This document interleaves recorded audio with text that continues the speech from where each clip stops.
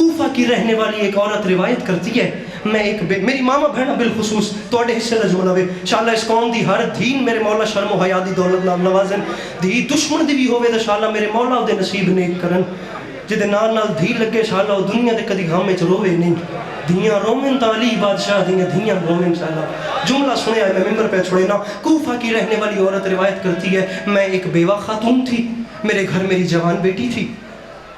اور کوئی نہیں تھا، ہم 2 لوگ رہتے تھے، میرا شوہر مر چکا تھا۔ کہتی ہے ہر سال 1 سے 10 محرم الحرام تک میرے گھر میں زنانہ عشرہ محرم الحرام ہوا کرتا تھا، اور رات کے وقت وہ عورت کہتی ہے ہر سال 1 سے 10 محرم تک میری جوان بیٹی اپنے ہاتھوں سے نیاز پکاتی تھی۔ آپ لوگ تو اپنے گھروں میں مجالس کرواتے ہیں، ابھی عزائے مظلوم کے دن آ گئے، ماؤں کی جھولیوں سے ذکر سنتے آ رہے ہیں نا۔ وہ عورت کہتی ہے میری جوان بیٹی نیاز پکانے کے بعد فرش عذاب بچھاتی تھی، وہ کہتی ہے مستورات کا مجمع بیٹھتا تھا اور غریب زہرا کا گریہ ہوتا تھا، وہ کہتی ہے مجلس ختم ہونے کے بعد میں دروازے پہ کھڑے ہو کے نیاز تقسیم بھی کرتی تھی، میں آنے والوں کا شکریہ بھی ادا کرتی تھی۔ بھائی جان وہ عورت روایت کرتی ہے ہم 2 لوگ تھے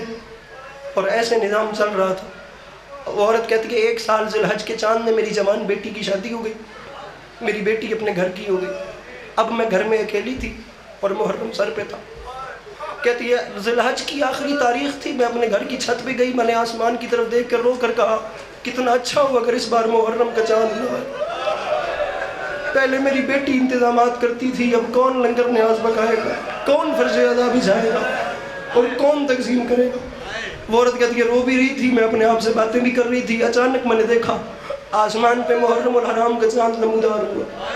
وہ کہتی ہے میں رو بھی رہی تھی اور سوچ بھی رہی تھی کیسے انتظامات ہوں گے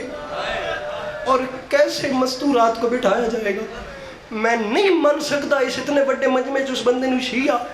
جڑا گھروں ٹور کے مجلس وچ آیا ہے تے وہ ہائے نہیں کردا یا ماتم نہیں کردا۔ وہ عورت کہتی ہے میں چھت پہ کھڑے ہو کے رو رہی تھی، آدھی رات کے وقت اچانک میرے دروازے پہ دستک ہوئی۔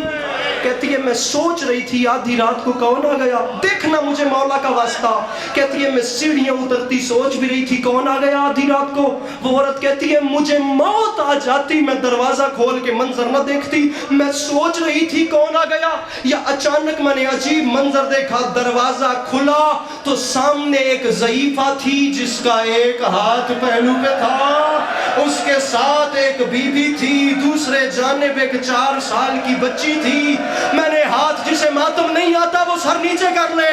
وہ کہتی ہے میں نے ہاتھ باندھ کے کہا مجلس کل ہونی ہے، تم 1 رات پہلے کیوں آ گئی؟ کہتی ہے اس ضعیفہ نے رو کے کہا ہم نے سنا ہے تجھے گھر میں کام کرنے کے لیے مستورات کی ضرورت ہے، یہ میں ہوں، یہ میری بیٹی ہے، یہ میرے ساتھ میری 4 سال کی پوتی ہے، یہ میری بیٹی لنگر نیاز پکائے گی، یہ میری پوتی اپنے ہاتھوں سے فرش عذاب بچھائے گی، میں ذرا زخمی ہوں، میں دروازے پہ کھڑے ہو کے نیاز بھی تقسیم کروں گی، اور میں آنے والوں کا شکریہ جسے ماتم نہیں آتا وہ بندہ سر نیچے کر لے، اور میں آخری صف تک عزاداری میں شریک ہونا۔ وہ کہتی ہے میں دروازے پہ کھڑے ہو کے نیاز بھی بانٹوں گی اور میں آنے والوں کا شکریہ بھی ادا کروں گی۔ وہ عورت کہتی ہے 3 مستورات میرے گھر میں آ گئیں، کہتی ہے 1 محرم سے لے کر شب عاشور تک فرش عزا بچتا رہا، عزاداری ہوتی رہی، حسین بے کس پناہ کا لنگر پکتا رہا اور نیاز تقسیم ہوتی رہی۔ وہ کہتی ہے جس وقت مجلس شب عاشور میرے بھائی ختم ہوئی، وہ عورت کہتی ہے گھر میں رکت کی انتہا،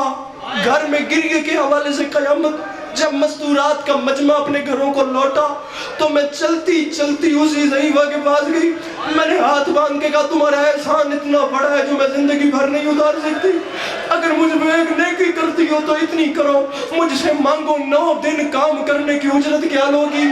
مجھ سے پیسے کیا لوگی، بد نصیب ہے وہ بندہ جو اب ماتم نہیں کر سکتا۔ میں نے کہا مجھ سے پیسے مانگو، کہتی ہے ضعیفہ نے جواب نہیں دیا، لیکن 9 دن جو 4 سال کی پوتی چپ تھی آج وہ آگے بڑھی، اس نے اپنے سر سے چادر اتاری، اس کے دونوں کان زخمی تھے، اس نے رو کر کہا اجرت اتنی مانگتی ہوں، مجھے گھر کے کونے میں بیٹھ کے غریب کو رونے جی جو کر سکتے ہو، جو ماتم کر سکتے ہو میرے بھائیوں، جو ماتم کر سکتے ہو، ممبر با خدا چھوڑ اور جوانی مانے میرا بھائی حوصلہ، یہ میرے محترم کے ہاتھ پکڑنا مولا کا واسطہ، بڑے حوصلے سے جملہ سمجھئے گا، میں ممبر چھوڑ رہا ہوں، میں اجرت اتنی مانگتی ہوں، مجھے گھر کے کسی کونے میں بیٹھ کے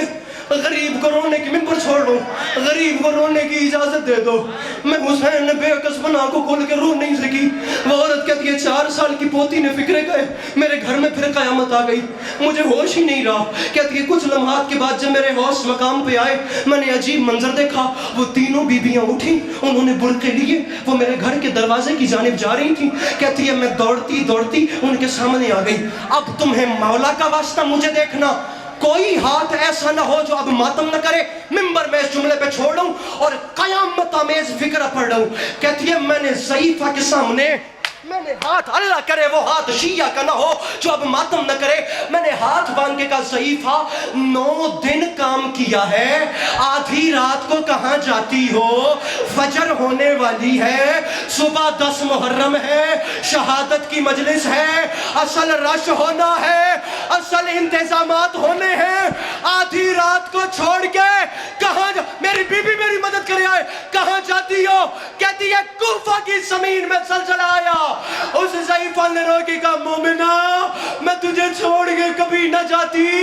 اب میری مجبوری ہے, فجر ہونے والی ہے اور میں نے کربلا جانا ہے, میرے اکبر نے آزان دینی ہے اور میں نے کربلا جانا ہے. اور بڑھ کے مجھے گلے سے لگا, اور جس کا عشرہ کروا رہی ہے میں اس کی ماں فاطمہ, اور میرے ساتھ اس کی بہن ہے, یہ ساتھ اس کی بیٹی سکینہ. مجھے حسین کے ماتمی اچھے لگتے ہیں.